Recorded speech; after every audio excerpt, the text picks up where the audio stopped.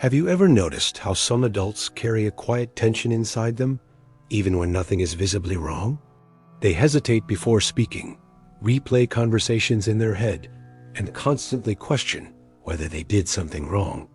Often, this pattern traces back to a childhood where criticism was not occasional but constant, where approval felt conditional and love seemed tied to performance. This isn't about blame.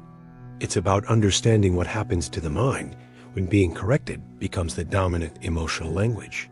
A child who is always criticized doesn't grow up thinking they were treated unfairly. They grow up thinking something is wrong with them. Criticism becomes normalized. It blends into daily life so deeply that the child stops distinguishing between guidance and rejection. On the surface, they may appear well-behaved, disciplined, or mature for their age.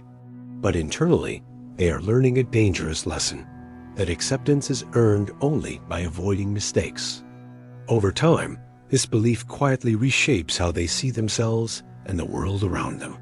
When criticism is frequent and unpredictable, the child's nervous system stays alert. They become highly sensitive to tone, expressions, and subtle shifts in mood. This hyper-awareness is not emotional intelligence, it's survival. The mind learns to scan for danger, not safety. Praise feels temporary, while criticism feels permanent. Even neutral feedback can feel threatening because the child's emotional memory associates attention with correction. As adults, this often shows up as overthinking, people-pleasing, or an intense fear of being misunderstood. One of the most lasting effects of constant criticism is the development of a harsh inner voice. Long after the external critic disappears, the internal one remains. This voice questions decisions, downplays achievements, and magnifies small errors. It doesn't motivate, it exhausts. Many adults who were criticized as children struggle to feel proud of themselves. Even success feels fragile, as if it could be taken away at any moment. Rest doesn't feel earned. Satisfaction feels unsafe. The mind stays busy proving worth, even in silence. Emotionally, these individuals often struggle to feel secure in relationships. They may crave closeness, but fear exposure. Being seen feels risky because visibility once led to judgment. Vulnerability feels dangerous because it invites evaluation.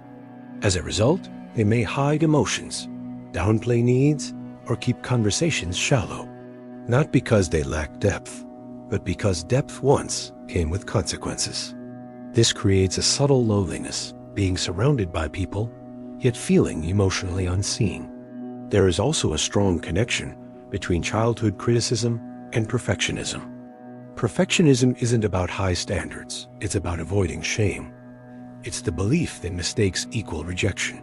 So the adult becomes careful, controlled, and overly responsible. They plan excessively, delay starting tasks, or avoid opportunities altogether. Not from laziness, but from fear.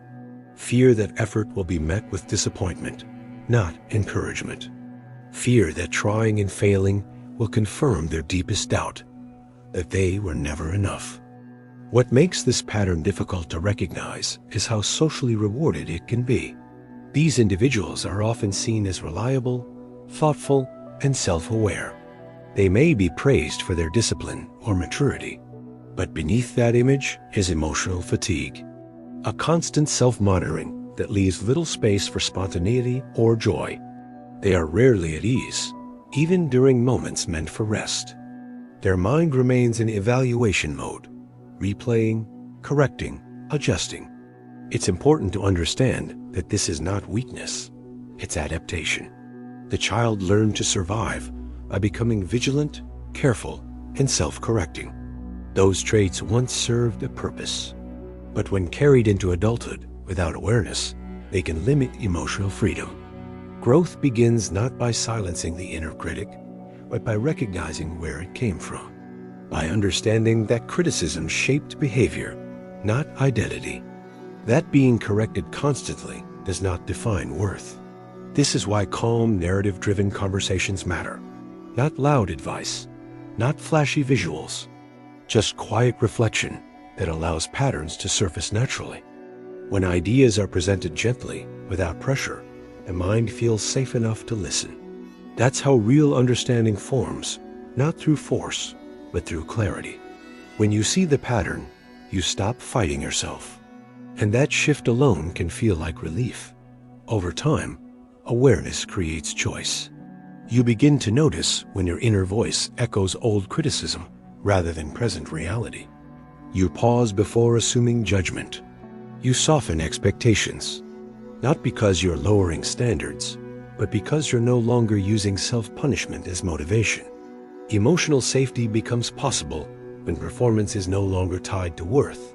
The psychology of the child who was always criticized reveals something deeply human, that we internalize how we were treated long before we question it.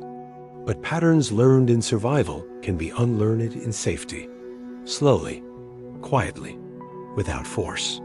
Understanding doesn't erase the past, but it loosens its grip. And sometimes that's enough to change how you move forward.